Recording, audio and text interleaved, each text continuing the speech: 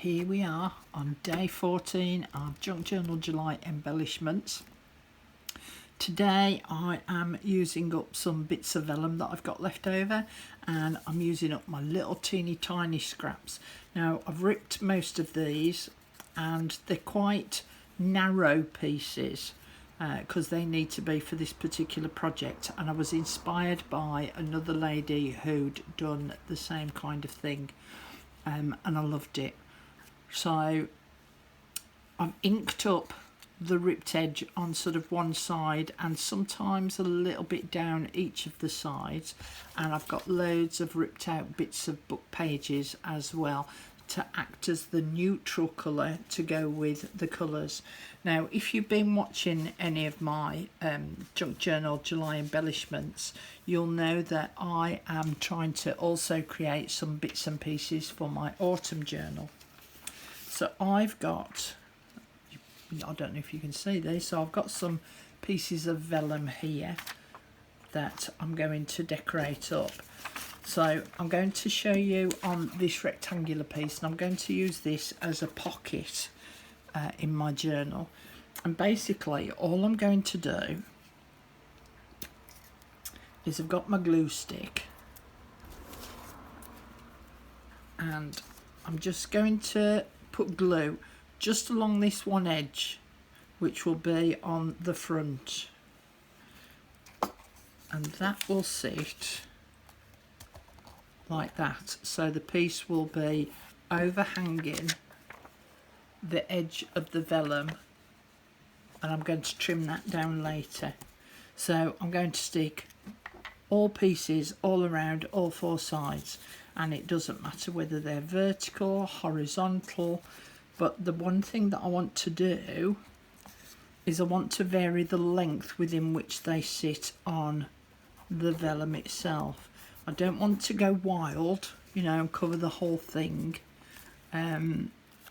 So some will be narrower than others.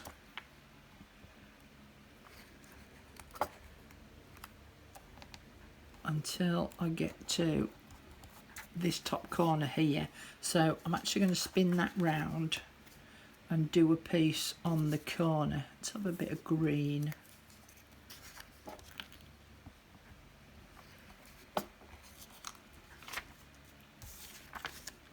And any that really overhang too much over the corner area, I can trim off. Let's have a bit of coffee dyed paper.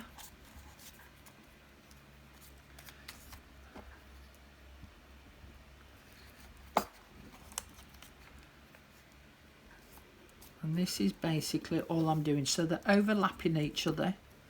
That's why I only inked up part of the sides.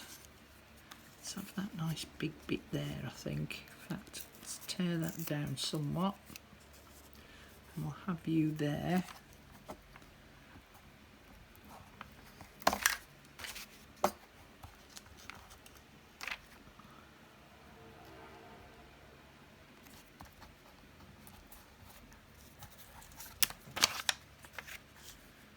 Have a bit of book page.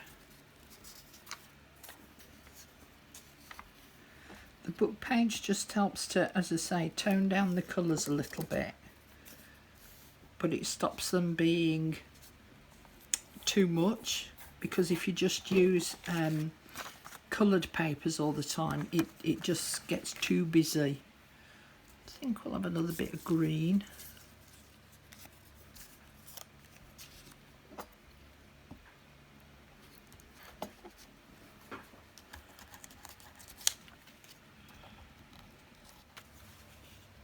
Okay, so I don't know if you can see, there's the edge of the vellum and there's the edge of my papers. I want to trim all these bits that are overhanging the vellum to about 1/4 of an inch in depth ish, and some of the larger pieces I'll keep to do another one.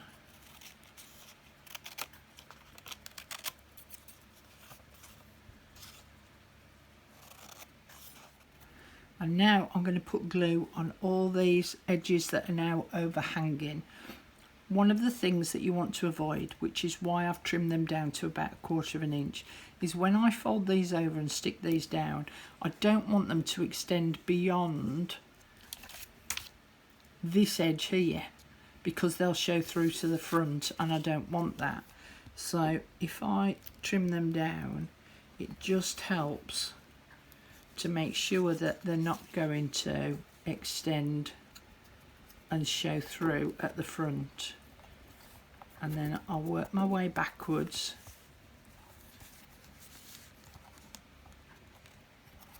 so that they're being folded over in order so that they will lay flatter.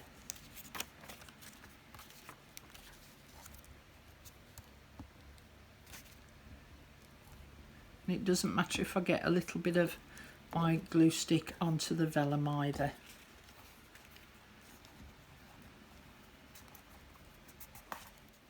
So I can see here, look, that this edge, it's overhanging the edge there, so I'm going to trim that little bit off to square it up.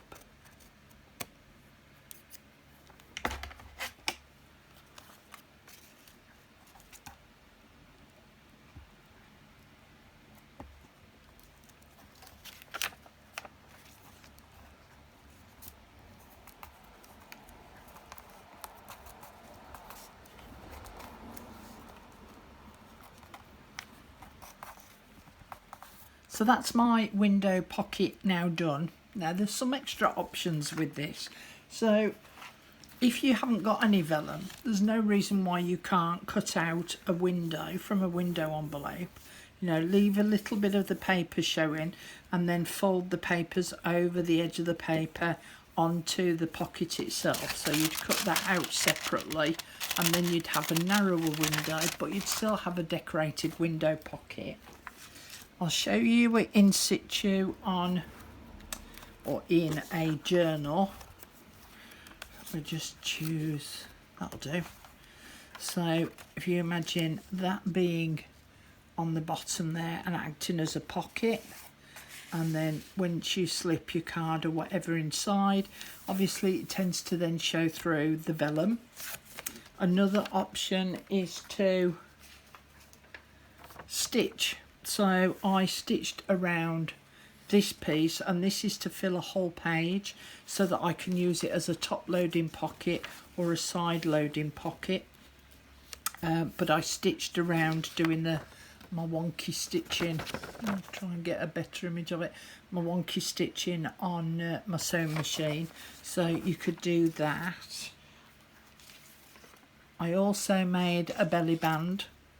I didn't finish off down this bottom edge down here, so that once I know which page it's going on, then I can determine how long it's going to be. So it could either be lengthwise or widthwise, and then again, once something is put underneath that, then you can show, it will show through. The other thing that you could do is you can still add decorative elements on top of. Let me move the journal out of the way and then you'll see better then, won't you? So you could still add decorative elements on top, and I'll do it with a small pocket as well. So I could add one of Mr. Tim's dolls on there and a label maybe, and then you've got some decorative element on the front, and then whatever you put behind will show through, and these will be showing on top, so it looks as though then it's part and parcel of the design. Obviously this lady's a little bit big for this pocket, but again, just to show you, you can cover over part of the pocket for it to become part of the elemental design, so to speak. So just from a few tiny little scraps, we've made something really quite pretty, I think. I think so anyway. Anyway, I hope that it inspires you to go and have a look at your own pieces and give this a go. It doesn't take very long to get all this together at all. I spent less than an hour getting my pieces ready and making up some of these pieces. So yeah, I hope that you'll give this a go and that you've enjoyed it. I am now up to 155 which was my aim for the month. I'm up to my 155 pieces. And I'm only halfway, not even quite halfway through yet. So it shows how much you can make just spending an hour, possibly 2. Some items have only taken me 30 minutes to make, but it shows how many different elements you can make for your journals in quite a short space of time. Anyway, I hope you've been inspired, and I'll see you all again in tomorrow's video. Bye for now. Bye.